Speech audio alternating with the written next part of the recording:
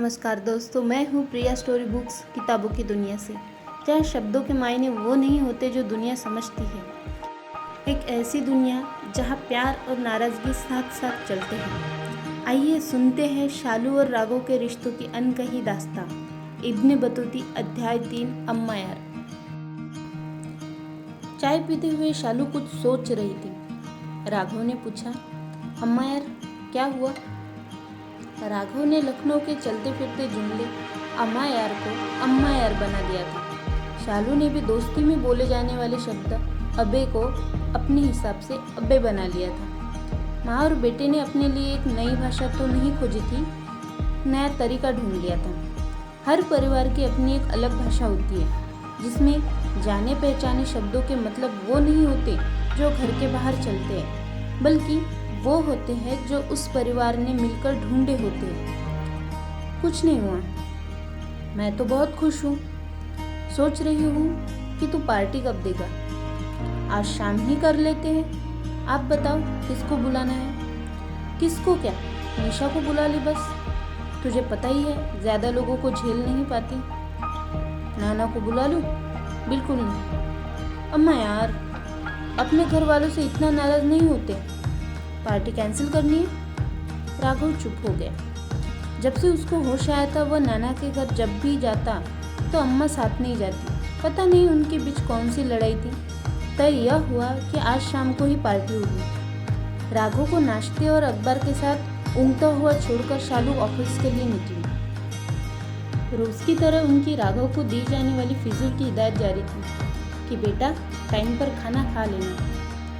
शालू को पसंद थी फिल्में, वह भी बिल्कुल फिल्मी सलमान शाहरुख वाली फिल्में। शाम को लौटकर वह साउथ इंडियन सिनेमा की हिंदी में डब फिल्में देखते हुए खाना बनाती थी। यूँ तो खाना बनाने के लिए उसने बाई रखी हुई थी, लेकिन उससे सब्जी कटवा कर खाना खुद ही बनाती थी। शालू ने एक रंगीन सी साड़ी पहन रखी थी, माथे पर एक मोटी बिंदी, बाल न बड़े न ही छोटे, आँख पर एक काला गॉगल, साथ ही मोटा सा फैंसी पर्स जिसमें से डियो, परफ्यूम, लिपस्टिक और कंघी झाँक रहे थे। शालू अपने पहले फ्लोर के मकान से नीचे उतरकर जब अपनी गाड़ी की तरफ बढ़ी, उसकी कार के आगे किसी ने कार लगा रखी थी। उस कार को निकाले बिना कोई तरीका नहीं था कि शालू अपनी कार निकाल पाए। गलियों में यूँ कार का अटक जाना पेपर मिल कॉलोनी वालों के लिए कुछ नया नहीं था, जो भी उस समय दिख रहा था। शालू ने सब जगह पूछ लिया, लेकिन किसी को भी कुछ पता नहीं था। वह गुस्से में लाल पीली से आगे बढ़कर हरी नीली भी हो चुकी थी। गुस्से में उसने राघव के नंबर पर कॉल किया। राघव का कॉल वेटिंग आ रहा था। गुस्से में शालू ने फोन कट कर दिया। इतने में राघव का कॉल बैक आया। क्या भूल गई मैं? अरे कुछ नहीं भूली, तू नीचे उतर कर आ गए। हुआ क्या? अब सब कुछ फोन पर पूछ लेगा। अपनी बाइक की चाबी लेकर आना। शालू की कॉल आती ही राघव ने बालकनी से देखा। उसकी कार के आगे किसी ने कार खड़ी कर रखी थी। अपनी कार के आगे वो कार देखते ही राघव के मुंह से गाली निकलने वाली थी, लेकिन उसने गाली रोक ली।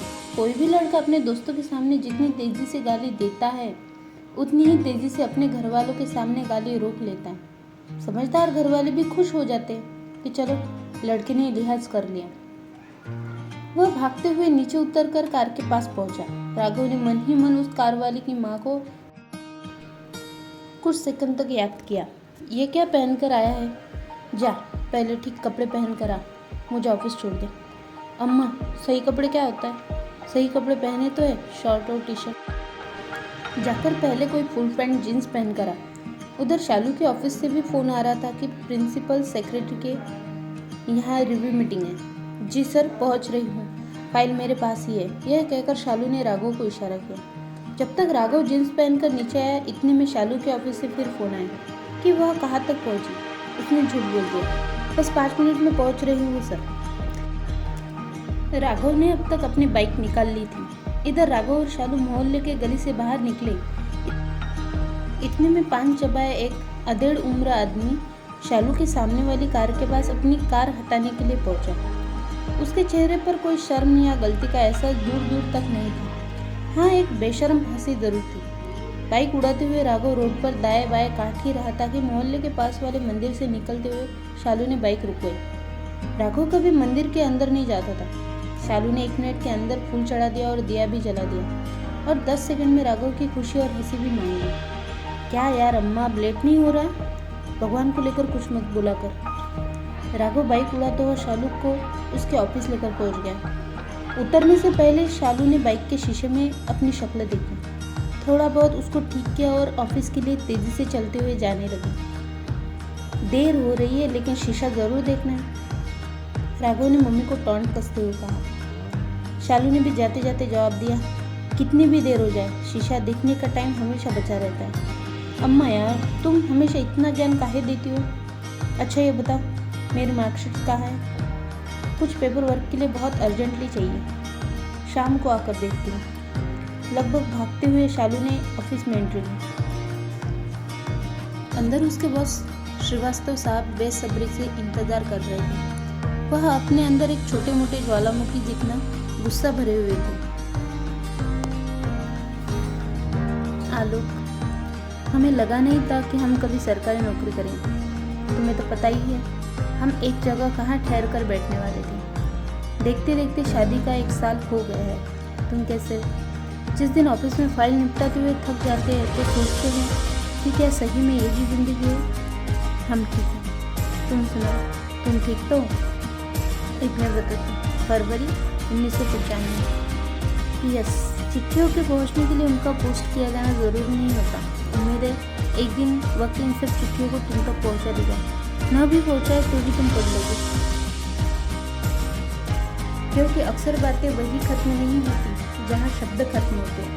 इब्ने बतूती की अम्मा यार अध्याय 3 की यात्रा यही समाप्त होती है। मिलते हैं अगले अध्याय में। हमारे इस छोटे से प्रयास को अपना प्यार देने के लिए वीडियो को लाइक ज़रूर करें।